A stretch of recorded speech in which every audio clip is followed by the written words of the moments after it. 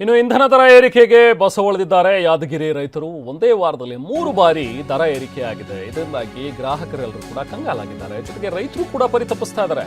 ಯಾಕಂದ್ರೆ ಟ್ರ್ಯಾಕ್ಟರ್ಗೆ ಡೀಸೆಲ್ ಖರೀದಿಸೋದಕ್ಕೆ ನಮಗೆ ಆಗ್ತಾ ಇಲ್ಲ ಅಂತ ಹೇಳ್ತಾರೆ. ಡೀಸೆಲ್ ಖರೀದಿಸಿ ಕೃಷಿ ಕಾರ್ಯ ಮಾಡೋದು ಹೇಗೆ ಸ್ವಾಮಿ? ಈ ಕೂಡಲೇ ದರ ಕಡಿಮೆ ಆಗಬೇಕು, ರೈತರಿಗೆ ಅನುಕೂಲ ಮಾಡಿಕೊಡಿ ಅಂತ ಹೇಳಿ TV9 ಬಳಿ ಅಳಲು ತೋಡ್ಕೊಂಡಿದ್ದಾರೆ ಯಾದಗಿರಿ ರೈತರು. ನಾವು ಪ್ರತಿನಿಧಿ ಅಮೀನ್ ಹೊಸೂರ್ ಒಂದು ಪ್ರತ್ಯಕ್ಷ ವರದಿ ನೀಡಿದ್ದಾರೆ, ಬನ್ನಿ ನೋಡೋಣ.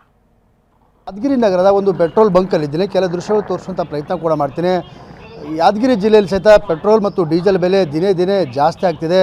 ಕಳೆದ ಒಂದು ವಾರದಲ್ಲೇ ಸುಮಾರು ಡೀಸೆಲ್ ಮತ್ತು ಪೆಟ್ರೋಲ್ ಬೆಲೆಯಲ್ಲಿ ಸಾಕಷ್ಟು ಏರಿಕೆ ಸಹಿತ ಆಗಿರುವಂಥದ್ದು. ಇದರಿಂದ ಬಡ ಮತ್ತು ಮಧ್ಯಮ ವರ್ಗದ ಮೇಲೆ ಸಾಕಷ್ಟು ಪರಿಣಾಮ ಸಹಿತ ಬೀರ್ತಿರುವಂಥದ್ದು. ಸಾಕಷ್ಟು ಜನರು ಕೇಂದ್ರ ಸರ್ಕಾರದ ಮೇಲೆ ಆಕ್ರೋಶ ಕೂಡ ವ್ಯಕ್ತಪಡಿಸಿರುವಂಥದ್ದು ಕಾಮನ್ ಆಗಿರುವಂಥದ್ದು. ಯಾಕಂದರೆ ಡೀಸೆಲ್ ಮತ್ತು ಪೆಟ್ರೋಲ್ ಪ್ರತಿನಿತ್ಯ ಟ್ಯಾಕ್ಟರ್ಗಳ ಅಂದರೆ ರೈತರು ಸಾಕಷ್ಟು ಟ್ಯಾಕ್ಟರ್ಗಳಲ್ಲಿ ಡೀಸೆಲನ್ನು ಹಾಕ್ಕೊಂಡು ಹೋಗಿ ಕೃಷಿ ಕಾರ್ಯಗಳನ್ನು ಮಾಡ್ತಾರೆ. ಅವರಿಗೂ ಸಹಿತ ಸಾಕಷ್ಟು ತೊಂದರೆ ಆಗಿದೆ. ಇನ್ನೊಂದು ಕಡೆ ಏನು ಬೈಕ್ ಮತ್ತು ಕಾರ್ಗಳಲ್ಲಿ ಓಡಾಡುವಂಥ ಏನು ಮಧ್ಯಮ ವರ್ಗದ ಜನರು ಸಹಿತ ಸಾಕಷ್ಟು ಸಮಸ್ಯೆಯನ್ನು ಅನುಭವಿಸ್ತಾರೆ. ಯಾಕಂದರೆ ಏನು ಜನರಿಗೆ ಏನು ತೊಂದರೆ ಕೂಡ ಆಗಿರುವಂಥದ್ದು. ಒಂದೇ ವಾರದಲ್ಲಿ 3 ಬಾರಿ ಪೆಟ್ರೋಲ್ ಮತ್ತು ಡೀಸೆಲ್ ಬೆಲೆ ಏರಿಕೆ ಆದ ಕಾರಣಕ್ಕಾಗಿ ಜನಸಾಮಾನ್ಯರ ಜೇಬಿಗೆ ಕತ್ತರಿ ಬೀಳ್ತದೆ. ಈಗಾಗಲೇ ದಿನಸಿ ವಸ್ತುಗಳ ಬೆಲೆ ಏರಿಕೆ ಸಹಿತ ಆಗಿರುವಂಥದ್ದು. ಬೇಳೆ ಆಗಿರ್ಬೋದು, ಏನು ಅಡುಗೆ ಎಣ್ಣೆ ಬೆಲೆ ಸಹಿತ ಸಾಕಷ್ಟು ಗಗನಕ್ಕೇರಿದೆ. ಇದರ ಜೊತೆಗೆ ಈಗ ಪೆಟ್ರೋಲ್ ಮತ್ತು ಡೀಸೆಲ್ ಬೆಲೆ ಸಹಿತ ದಿನೇ ದಿನೇ ಏರಿಕೆ ಆಗ್ತಿರೋ ಕಾರಣಕ್ಕಾಗಿ ಸಾಕಷ್ಟು ವಾಹನ ಸವಾರರಿಗೆ ಒಂದು ರೀತಿ ಸಮಸ್ಯೆ ತಂದು ಒಡ್ಡಿದೆ ಅಂತ ಹೇಳ್ಬೋದು. ಸದ್ಯ ನನ್ನ ಜೊತೆ ಮಾತನಾಡೋಕ್ಕೆ ಬೈಕ್ ಸವಾರರಿದ್ದಾರೆ, ಅವ್ರ ಜೊತೆ ಮಾತಾಡ್ತೀನಿ.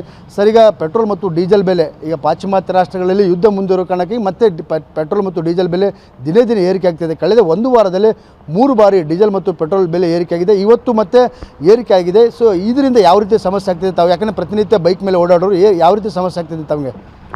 ಈಗ ನೋಡಿರಿ, ಕೇಂದ್ರ ಸರ್ಕಾರದವರು ಒಟ್ಟ ಬಡವ್ರ ಮೇಲೆ ಒಂದು ಹೊರೆ ಹಾಕುವಂಥ ಕೆಲಸ ಮಾಡ್ತಾಯಿದ್ದಾರೆ. ಕಾರಣ ಒಂದು ವಾರದಲ್ಲಿ 5 ರೂಪಾಯಿಂದ 50 ಪೈಸೆ ಅಮೌಂಟು ಜಾಸ್ತಿ ದುಡ್ಡು ಜಾಸ್ತಿ ಬೆಲೆ ಜಾಸ್ತಿ ಮಾಡ್ತಾರೆ. ಅದೇ ರೀತಿ ದಿನನಿತ್ಯ ದವಸ ಧಾನ್ಯಗಳು, ಒಂದು ಸಕ್ಕರೆ ಅಥವಾ ಎಣ್ಣೆ ಅಥವಾ ಅಕ್ಕಿ ಬೇಳೆ ಇವೆಲ್ಲ ದಿನನಿತ್ಯ ಬಡವರಿಗೆ ಭಾಳ ಹೊರೆ ಅಂತ ಮಾಡ್ತಂಥ ಕೆಲಸ ಕೇಂದ್ರ ಸರ್ಕಾರ ಮಾಡ್ತದೆ. ದುಡ್ಡನ್ನು ನಾವು ಪೆಟ್ರೋಲ್ ಡೀಸೆಲ್ಗೆ ಇಡುವಂಥ ಕೆಲಸ ಆಗ್ತಾಯಿದೆ. ಇದು ಭಾಳ ಬಡವರ ಮೇಲೆ, ಮಧ್ಯಮ ವರ್ಗದ ಮೇಲೆ ಪರಿಣಾಮ ಭಾಳ ಬೀರ್ತಾ ಇದೆ. ಇದು ಕೇಂದ್ರ ಸರ್ಕಾರದ ಡೀಸೆಲ್ ಮತ್ತು ಪೆಟ್ರೋಲ್ ಪರಿಣಾಮ ಭಾಳ ಇದು ಮಾಡಕತ್ತಾರೆ. ಕಡಿಮೆ ಮಾಡುವಂಥ ಕೆಲಸ ಅವ್ರು ಮಾಡಬೇಕು. ಇದು ಬೈಕ್ ಸವಾರ ಹೇಳುವಂಥ ಮಾತಾಗಿದೆ. ಪೆಟ್ರೋಲ್ ಮತ್ತು ಡೀಸೆಲ್ ಬೆಲೆ ಏರಿಕೆ ಆದ ಕಾರಣಕ್ಕಾಗಿ ಸಾಕಷ್ಟು ರೈತ ವರ್ಗ ಆಗಿರ್ಬೋದು ಮತ್ತು ಮಧ್ಯಮ ಮತ್ತು ಬಡ ಜನರಿಗೆ ಸಾಕಷ್ಟು ತೊಂದರೆ ಕೂಡ ಆಗ್ತಿರುವಂಥದ್ದು. ಯಾಕಂದರೆ ಪ್ರತಿನಿತ್ಯ ಪೆಟ್ರೋಲ್ ಹಾಕ್ಕೊಂಡು ನಾವು ಕೂಲಿ ಕೆಲಸ ಆಗಿರ್ಬೋದು, ಬೇರೆ ಬೇರೆ ಕಡೆ ಓಡಾಡೋದಿರುತ್ತೆ.